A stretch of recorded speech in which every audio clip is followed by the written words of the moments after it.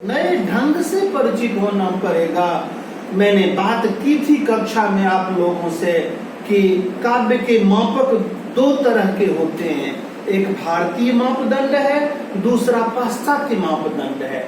भारतीय मापदंड जहाँ पर रस है, छंद है, अलंकार है, ध्वनि है, रीति है, वक्रोक्ति है, तो वहीं पर पाश्चात्य जो मापदंड है वह बिंब है, प्रतीक है, ये सब मनोवैज्ञानिकता है, ये सब पाश्चात्य मापदंड है।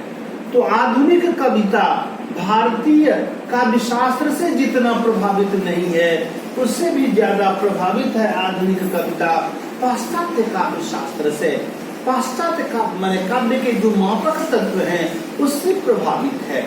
और आलोक धनवा की यह कविता मुख्य रूप से बिंब पर आधारित है। बहुत ही सुंदर बिंबों का प्रयोग किया है। पाश्चात्य विद्वान एजरा पॉन्ड ने एक जगह लिखा है कि किसी बड़ी कविता लिखने से अच्छा है एक सुंदर बिंब का निर्माण कर दें।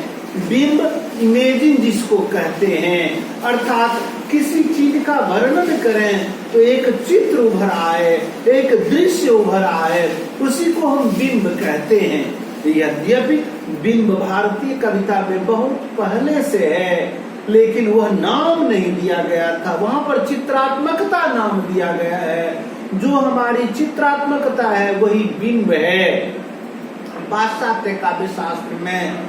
तो यह बात है यहाँ पर। आलोक धनवा शमशेर बहादुर सिंह हिंदी के सबसे बड़े बिंबवादी कवि माने जाते हैं और उनके बिंब को देखकर, बिंब के सुंदर प्रयोग को देखकर लोगों ने शमशेर को कवियों के कवि कहा है। यह विशेषता है शमशेर बहादुर सिंह की। तो आलोक धनवा की जो यह कविता है पतंग, जिस पतंग का तो सामान्य अर्थ आप जानते ही होंगे, पतंग काइट माने कहते हैं ना उसको, हम लोग मैथिली में उसको गुड्डी कहते हैं, तो वही पतंग। लेकिन यहाँ पर बिंब का महत्व है।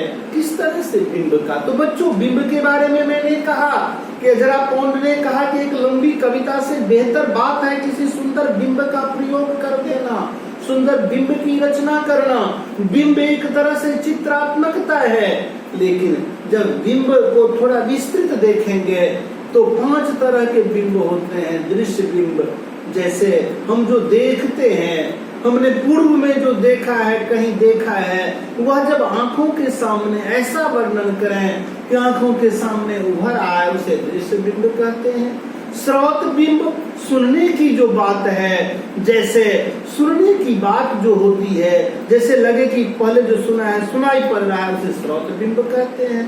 घ्राण बिंब, सूंघने का जो एक तरह से आनंद, यद्यपि घ्राण बिंब थोड़ा कठिन है, सबसे आसान है दृश्य बिंब भी, लेकिन फिर भी वो सूंघने का जो एक हमने पहले कुछ ऐसा सुना है, वैसा जो भान होता है उसको घ्राण बिंब कहते हैं। आस्वाद बिंब, किसी चीज को आप खाते हैं, वह जो अनुभूति होती है उसे आस्वाद बिंब कहते हैं। स्पर्श बिंब, जैसे शरीर को कोई स्पर्श करता है और भी जब अनुभव होता है, रोंगटे खड़े हो जाते हैं, उसे स्पर्श बिंब कहते हैं। तो ये 5 तरह के बिंब हैं। और यहाँ पर पतंग कविता में मुख्य रूप से दृश्य बिंब का बड़ा ही मनोरंजक प्रयोग है, सुंदर प्रयोग है। तो बच्चों, आज कवि और तथा कविता का परिचय हम लोगों ने देखा है। अगले दिन हम फिर इस कविता की व्याख्या करेंगे। तब तक के लिए धन्यवाद।